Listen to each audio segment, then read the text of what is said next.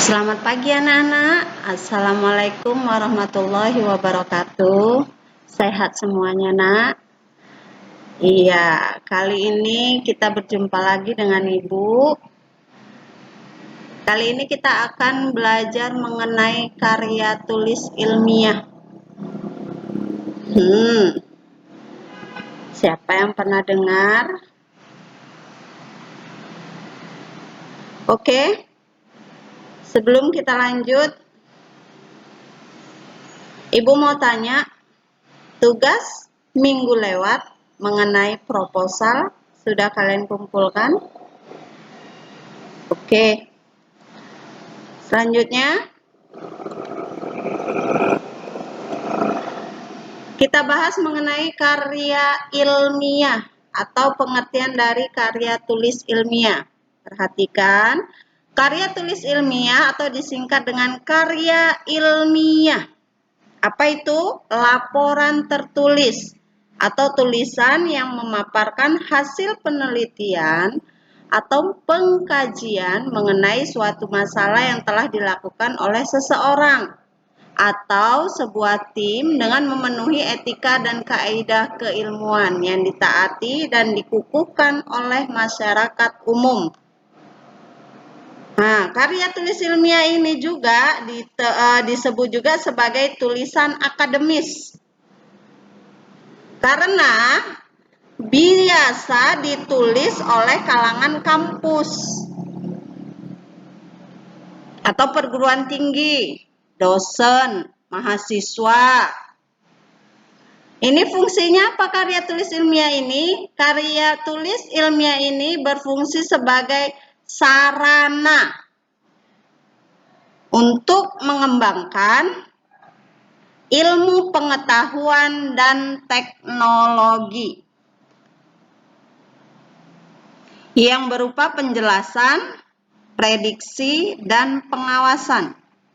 Sekali lagi ulangi, fungsi dari karya ilmiah ini sebagai sarana untuk mengembangkan ilmu pengetahuan dan teknologi yang berupa penjelasan, prediksi, dan pengawasan. Selanjutnya, pengertian karya tulis ilmiah ini menurut para ahli. Yang pertama, ini menurut Eko Susilo. Yang pertama Yamilah dan Samsurijal. Ini pengertian karya tulis ilmiah memaparkan bahwa ragam karya ilmiah terdiri atas beberapa jenis yang berdasarkan fungsinya, antara lain seperti makalah, skripsi, tesis, disertasi. Kemudian menurut Eko Susilo, karya ilmiah adalah suatu tulisan atau karangan yang didapatkan sesuai dengan sifat keilmuannya dan didasari oleh hasil penelitian, pengamatan, peninjauan dalam bidang tertentu. Ini disusun menggunakan metode tertentu dengan sistematika penulisan yang bersantun, bahasa dan isinya dapat dipertanggungjawabkan kebenarannya. Kemudian yang ketiga, Sikumbang. Ini adanya pada tahun 1981. Apa itu karya tulisnya? Pengertiannya memaparkan bahwa ada 6 manfaat yang diperoleh dari kegiatan ilmiah tersebut.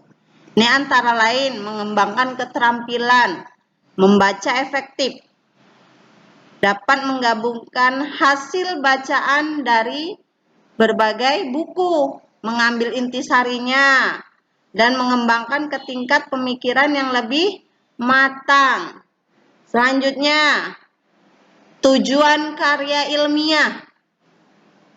Apa tujuannya, nak? Yang pertama, untuk dapat melatih hasil penelitian dalam bentuk karya ilmiah yang sistematis dan metodologis atau ide tersurat.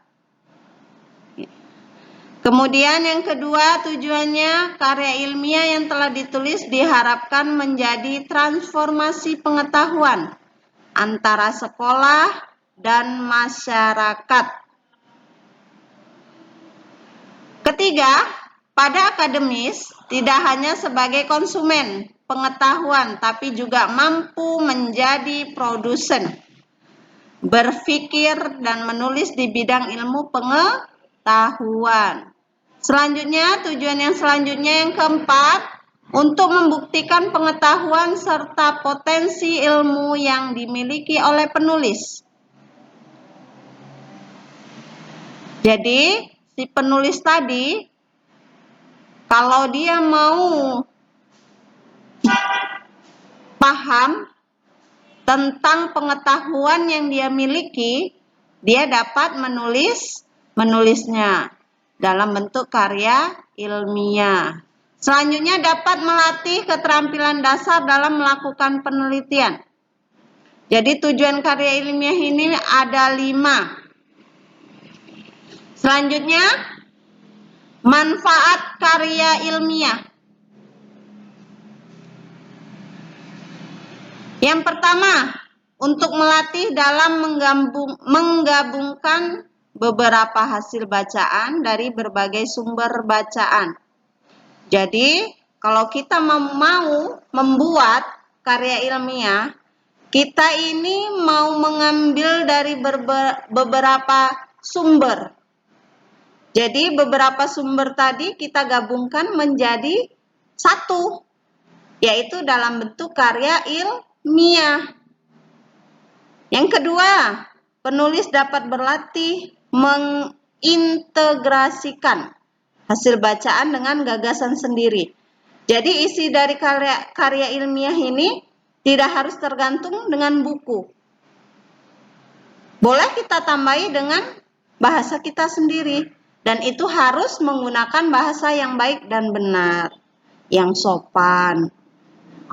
Karena banyak yang membacanya. Kemudian dapat mengembangkan pemikiran menjadi lebih matang. Yang keempat, dapat meningkatkan keterampilan dalam mengorganisasikan dan menyajikan fakta dan data secara jelas dan sistematis. Selanjutnya, mengakrabkan penulis dengan kegiatan-kegiatan perpustakaan seperti menggunakan katalog dalam mencari buku yang diperlukan. Selanjutnya, penulis akan merasakan puas. Jadi kalau memang kita sendiri yang membuat karya ilmiah ini, apapun itu judulnya, kalau kita mengerjakan sendiri, hati kita akan puas. Kita akan tahu di mana batas kemampuan kita. Sampai mana kita mendapatkan pengetahuan selama ini. Jadi selanjutnya silahkan kalian baca. Buat anak-anak ibu, yang dari awal sampai nanti ibu jelaskan, tolong dicatat di buku catatan atau kalian catat di double folio. Nanti kelanjutan sampai minggu depan yang mau ibu berikan lagi materinya. Nanti terakhir baru ibu beri soal. Jadi ini pertemuan ini kalian catat. Sebelumnya pun di pelajaran proposal ibu suruh kalian mencatat. Catat. Ya nak. Selanjutnya, karakteristik karya ilmiah. Tulisan yang dibuat harus mengacu pada teori. Teorinya apa? Kemudian harus lugas, maksudnya tidak emosional, tidak kritis, dan tidak menimbulkan interpretasi lain. Selanjutnya harus logis, artinya mengacu pada pembahasan yang rasional dengan urutan yang konsisten.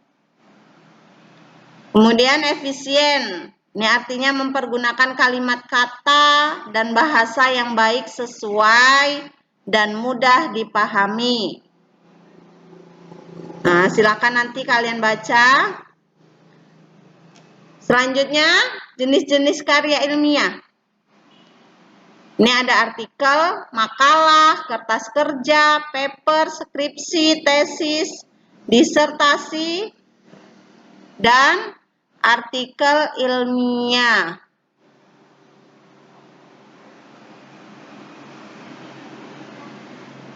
Baik, sampai sini saja Ibu jelaskan.